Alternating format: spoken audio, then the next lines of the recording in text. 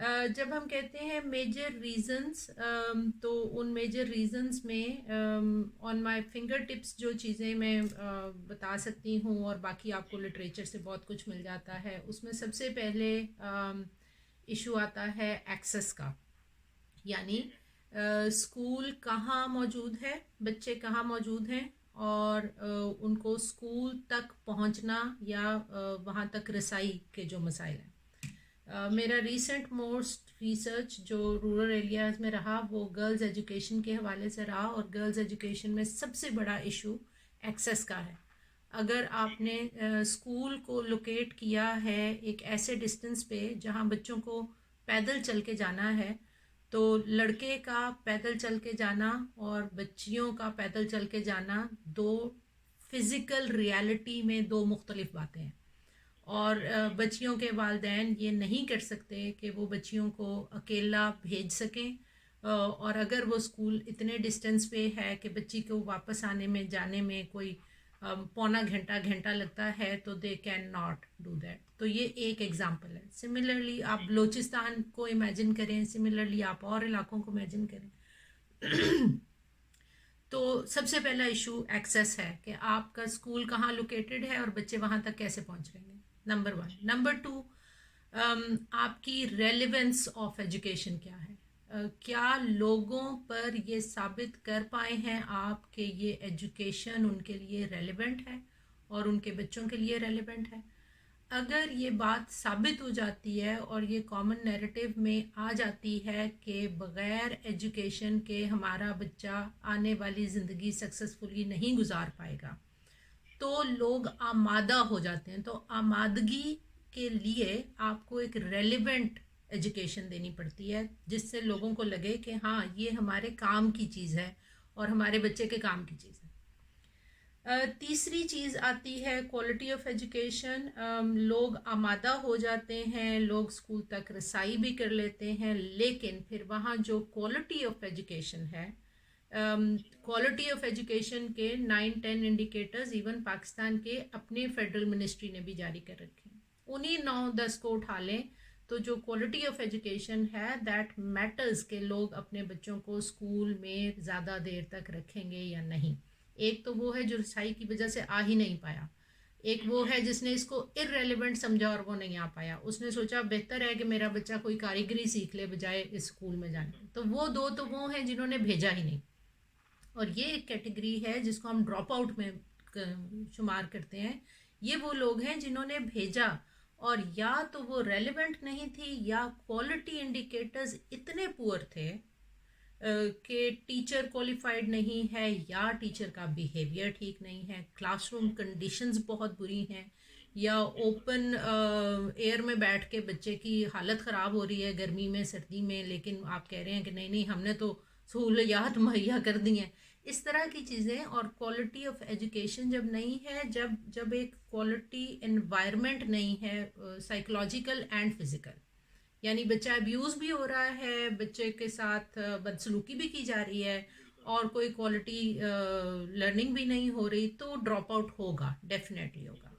Last but not the least is के there is a whole lot of population which is still not convinced from any perspective कि हमें school education की ज़रूरत है। उनको ये लगता है कि ये कोई, और उनको ये लगता इसलिए है कि उनके दिमागों में ये चीज़ डाली गई है कि ये सिर्फ कोई मगरबी तालीम है और ये कोई एजेंडा है और ये आपके बच्चे बच्चियों का दिमाग ख़राब करेंगे। Now this is a rhetoric, और ये एक पूरा का पूरा नैरेटिव बिल्ड किया गया है जिसमें वो नस्ल दर नस्ल एक ग़ुलाम सोच को लेके तो चलते रहेंगे, लेकिन वो आज़ादी के लफ्ज़ से डरते हैं और वो कहते हैं ओहो बच्चा आज़ाद ख्याल हो जाएगा और बच्चा बेरारवी का शिकार हो जाएगा और हमें एजुकेशन की तरफ जाना ही नहीं है। तो एक वो भी बहुत बड़ी पॉपुलेशन अभी तक है, इसको डिनाई करना हमें बंद करना चाहिए कि नहीं मौजूद ही नहीं है, ऐसे लोग भी मौजूद हैं। तो बेसिकली हमने तीन तरह के लोगों को देखा है। एक वो है जो आमादा हैं, उनकी रसाई नहीं है। एक वो हैं जो आमादा नहीं हैं 2-3 वजह से, या तो उनको रेलिवेंट नहीं लगती या उनको ख़तरा लाहक है कि बच्चा ख़राब हो जाएगा इसमें, और एक वो लोग हैं जो किसी ना किसी स्टेज पे अपने बच्चों को स्कूल भेजते हैं लेकिन उठा लेते हैं due to the internal factors of education system. अच्छा, अब यहाँ एक बड़ा अच्छा पॉलिटिकल पॉइंट ऑफ व्यू हमें लेने की ज़रूरत है। क्या वो लोग अपने बच्चों को स्कूल भेजने पे आमादा नहीं है, या कोई एक्सट्रीमिस्ट टेररिस्ट ग्रुप है जो उनको रोक रहा है? ये दो अलग बातें हैं। इसका मतलब है कि उन इलाकों की अवाम, जिसको हम पब्लिक कहते हैं, उसको एजुकेशन की इम्पोर्टेंस सिग्निफिकेंस का अदराक है और वो अपने बच्चों को स्कूल भेजना चाहते हैं। ये एक इंटरवेंशन है from extremist groups and from terrorist groups जो रोकना चाहते हैं, वरना स्कूल तबाह ना करने पड़ते, वरना तो लोग उनकी बात मान लेते। इसका मतलब है कि हाँ, इसका मतलब है कि जिन इलाकों का जिक्र आपने किया वहाँ के लोग आमादा हैं, वहाँ के लोग इनकारी नहीं हैं, लेकिन वहाँ पर तो उन पे ये इम्पोज किया जा रहा है कि उनके स्कूलों को तबाह कर दिया जाता है। क्यों? क्योंकि वो बच्चियां भेज रहे, वो एक खौफ का वो तारी कर दिया गया ना, वरना वो तो भिजवा रहे थे और बच्चे तो जा रहे थे, तो इसका मतलब है आमादगी मौजूद थी। अच्छा, अब हम थोड़ी देर के लिए अपने आप को पहले तो वापस लेके आते हैं, क्योंकि हम ट्राइबल एरियाज में चले गए थे। हम वापस आते हैं main stream rural and urban population. जब मैं main stream rural urban population कह रही हूँ तो इसका मतलब है कि ये बच्चे किसी शहर में या किसी गांव में मौजूद हैं, किसी फैमिली स्ट्रक्चर के साथ हैं, या किसी खुदा ना खास्ता अगर कोई बच्चा अपनी फैमिली के साथ नहीं है तो भी कहीं ना कहीं किसी गार्डियनशिप में है। ये वो बच्चे हैं जो यहाँ मौजूद हैं, स्कूल नहीं जा रहे। अब इसके अंदर ये तय करना, जो आपके सवाल में था लार्जर प्रोपोर्शन ऑफ देम, ये तय करना मुश्किल है। हमें इसके अंदर मज़ीद डायनामिक्स देखने होंगे कि इनमें से कौन से बच्चे हैं जो स्कूल नहीं जा रहे लेकिन किसी वर्कशॉप, किसी होम इंडस्ट्री, किसी स्मॉल इंडस्ट्री या किसी जगह पे कारीगरी सीख रहे हैं। और ये एक बहुत बड़ी तादाद है। वो स्कूल नहीं जा रहे लेकिन वो कोई स्किल सेट सीख रहे हैं, तो वो बच्चे कहीं ना कहीं अपने आप को एक इकोनॉमिक एक्टिविटी में इन्वॉल्व कर लेंगे, और इवन यहाँ तक कि वो एक अर्ली एज में कर लेंगे, जो कि लीगली गलत होगा, लेकिन वो कर लेंगे और वो काम कर रहे होंगे। तो ये जो काम करने वाले बच्चे हैं, इनकी पॉपुलेशन को मैं हमेशा अलग रखती हूँ। इन बच्चों ने कॉन्शियस एफर्ट के साथ कहीं ना कहीं से स्किल्स ले लेनी है। दूसरे तबके में आते हैं। दूसरे तबके में वो बच्चे हैं जो कहीं कारीगरी भी नहीं सीख रहे, किसी स्कूल कॉलेज में भी नहीं जा रहे, लेकिन वो अपने होम एनवायरनमेंट में, अपने नेबरहुड में मौजूद हैं। हाँ, ये बच्चे एक ऐसी वल्नरेबल कंडीशन में मौजूद हैं कि if there are people around जो कि उनको मैनिपुलेट करना चाहें, जो कि उनको इस्तेमाल करना चाहें, तो क्योंकि ये बच्चे फारग हैं, किसी किस्म की एक्टिविटी में इन्वॉल्व नहीं है, तो ये बच्चे उनके हाथ चढ़ सकते हैं, उनके हत्थे लग सकते हैं। और एक पॉपुलेशन जिसके बारे में कोई बात नहीं करता ज़्यादा, वो है जो हमारे स्ट्रीट चिल्ड्रन हैं, जिनमें स्ट्रीट हॉकर्स भी हैं और बेगर्स भी हैं, और वो एक वर्किंग क्लास जो कि घरों में काम करती हैं ख़वातीन, और किसी दुकान पे, किसी इंडस्ट्री में काम करता है उनका वालिद, और वो इन बच्चों को दिन भर सड़क पे छोड़ते हैं या किसी बाज़ार में छोड़ते हैं या किसी मरकज़ में छोड़ते हैं। तो ये एक पूरा का पूरा ग्रुप है जो अपने घर में या नेबरहुड में नहीं है, ये एक बिल्कुल ओपन स्पेस में मौजूद है। ये सबसे ज़्यादा वल्नरेबल ग्रुप है। तो जब आप पूछते हैं कि इन बच्चों का क्या होगा, तो मुझे इन दो ग्रुप्स से बहुत शदीद परेशानी है कि जो कोई स्किल भी नहीं सीख रहे, किसी एजुकेशन में नहीं जा रहे, और ये यहाँ मौजूद हैं। तो यस, पार्शली आई एग्री कि ये बहुत बड़ा चांस है कि ये बच्चे ऐसी एक्टिविटीज़ में और ऐसे सोशल ग्रुप्स का हिस्सा बन जाएं जो कि कोई कंस्ट्रक्टिव काम नहीं कर रहा होगा, और खुदा ना खास्ता कोई बहुत डिस्ट्रक्टिव काम भी कर सकते हैं। आपने शुरू में फिगर्स कहे 54 million are in school, and they are in school with in all these conditions.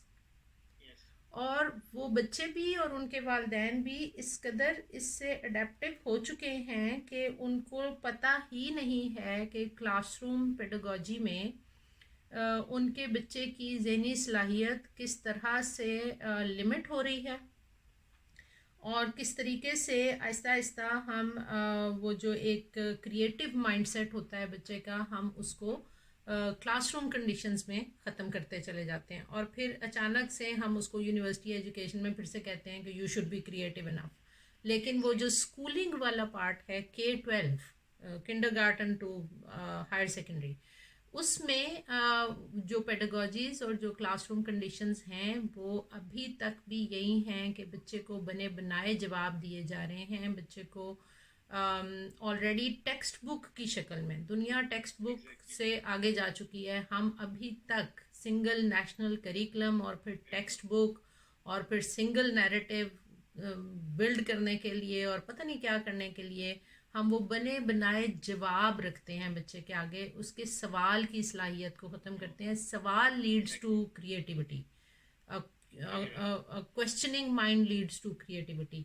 तो ये तो बहुत बड़ी पॉपुलेशन, जो 54 मिलियन आपने कहा, अगर ये एग्जैक्ट फिगर है तो ये बहुत बड़ी पॉपुलेशन तो वो है जो इसको बॉदर ही नहीं कर रही, उसको पता ही नहीं है कि हमारे साथ क्या हो रहा है। So this is another dilemma. Pakistan में कब नेशनल लेवल पे सिंगल करिकुलम नहीं था? कोई मुझे इसका जवाब दे सकता है? मैंने तो जितने करिकुलम प्लान्स देखे हैं वो फेडरल लेवल पे ही बने हैं और वो नेशनल लेवल पे ही बने हैं। ये सिंगल नेशनल करिकुलम तो एक पॉलिटिकल स्लोगन था, ठीक है। 2006 की भी जो करिकुलम प्लानिंग है, चले हम ज़्यादा पीछे नहीं जाते, वो भी तो नेशनल लेवल पे ही हुई है ना। तो हमेशा ही नेशनल करिकुलम था। दुनिया में करिकुलम फ्रेमवर्क कहलाता है ये, और जो पाकिस्तान में भी नेशनल लेवल पे तैयार होना चाहिए वो नेशनल करिकुलम फ्रेमवर्क तैयार होना चाहिए। उसके बाद किताबें, content, learning resources, learning materials, classroom learning experiences, मैंने 3-4 बातें की।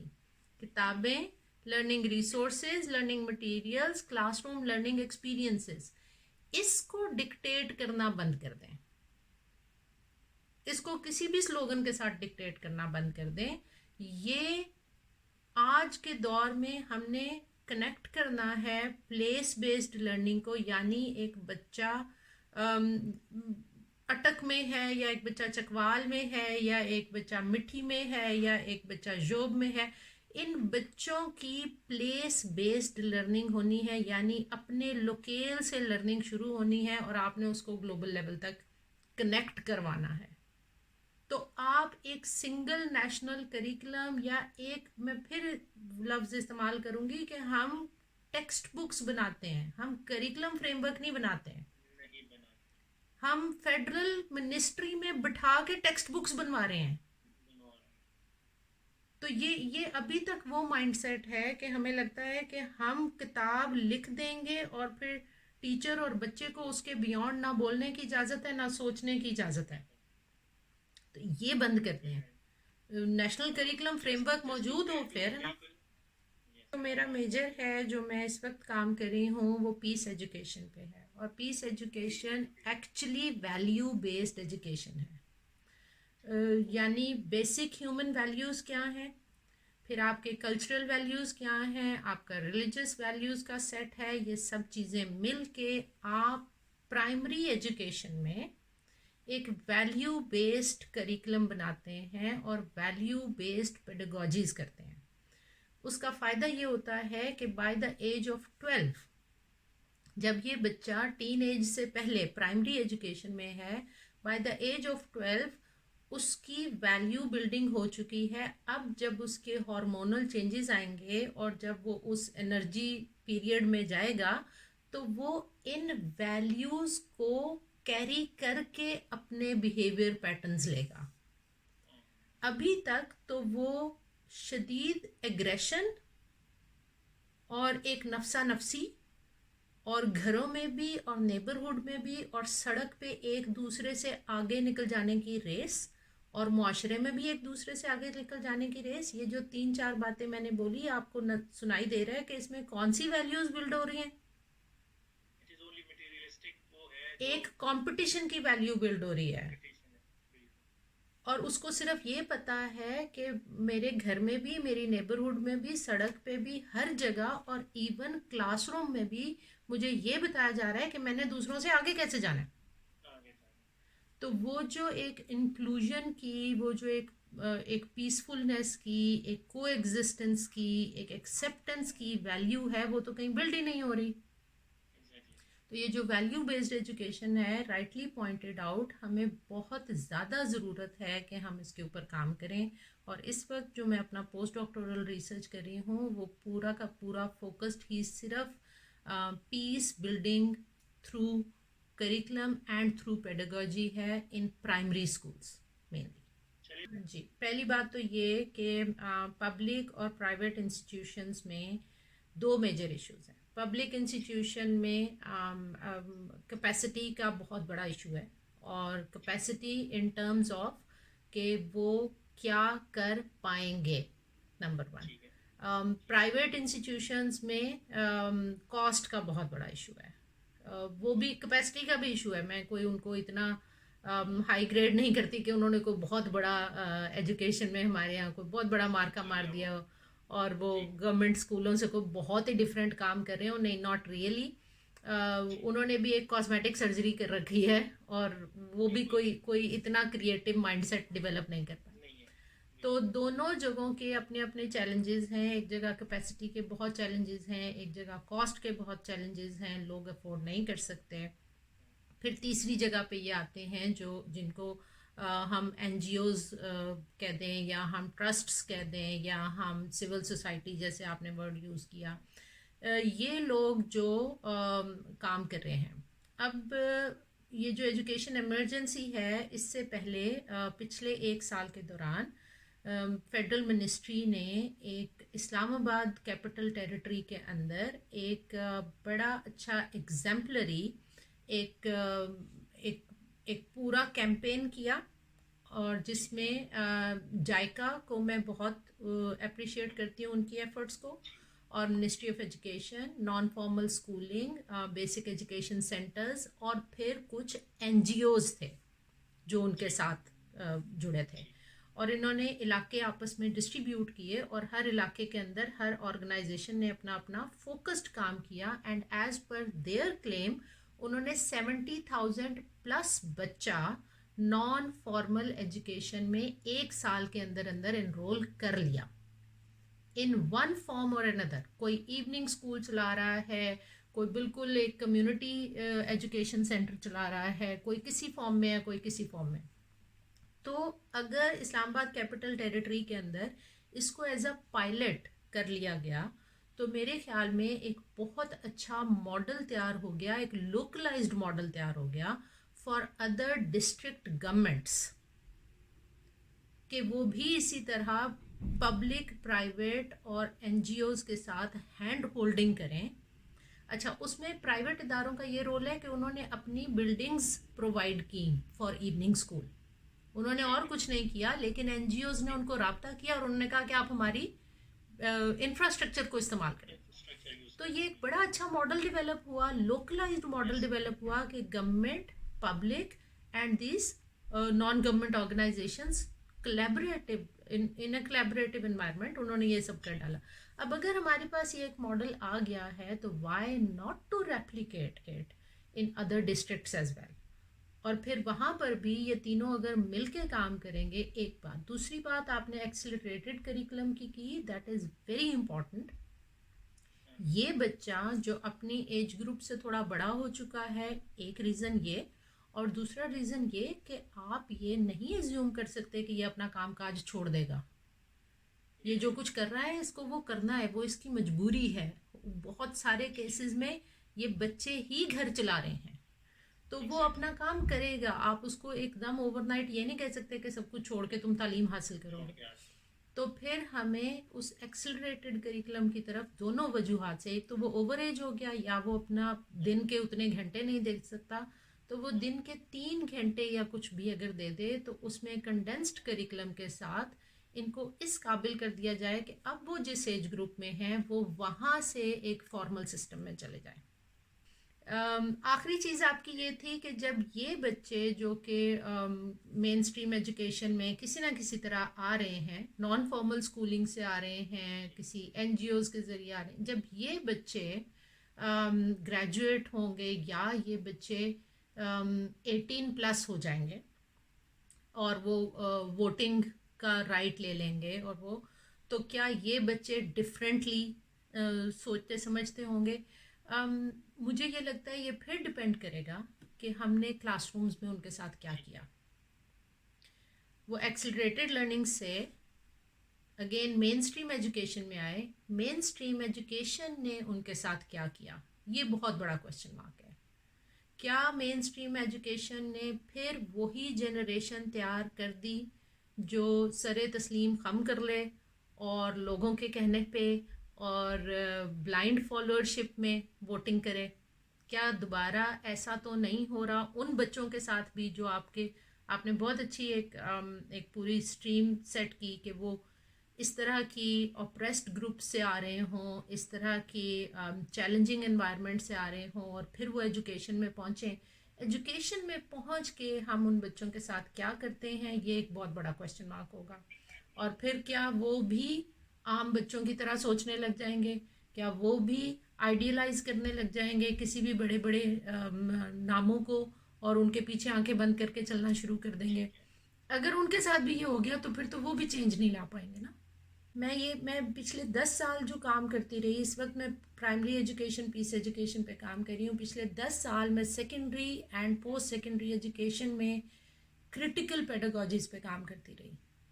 क्लासरूम में सवालात उठाए जाएं, क्लासरूम में सवाल बिल्ड हो, बच्चे का एक ओपन इंडिपेंडेंट थिंकिंग डेवलप हो जिसमें वो खुद से फैसला साजी करे, इंडिपेंडेंट डिसीजन मेकिंग करे, प्रॉब्लम सॉल्विंग करे।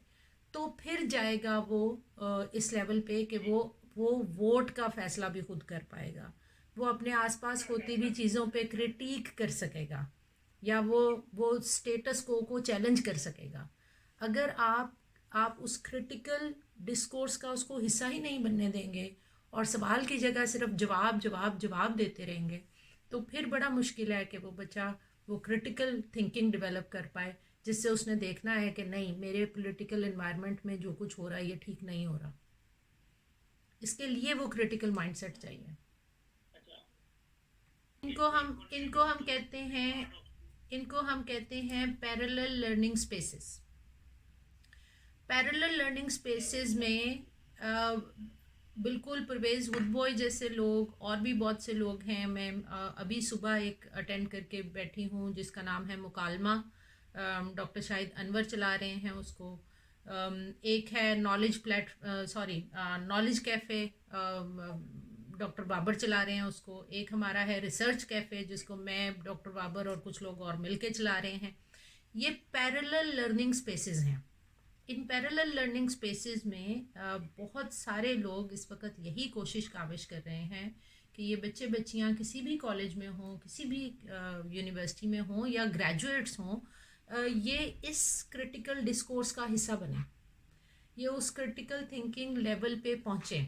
तो ये काम तो हम स्कूलों कॉलेजों से बाहर कर रहे हैं ना, लेकिन उसके साथ हमें पैरेलल एफर्ट की ज़रूरत रहेगी। हम देखें ये 54 मिलियन 26 मिलियन, हम इन सबको पैरेलल लर्निंग स्पेसेस में फिर ला के रिपेयर तो नहीं करेंगे ना कि अच्छा आपने डैमेज कर दिया अब हम रिपेयर करते हैं।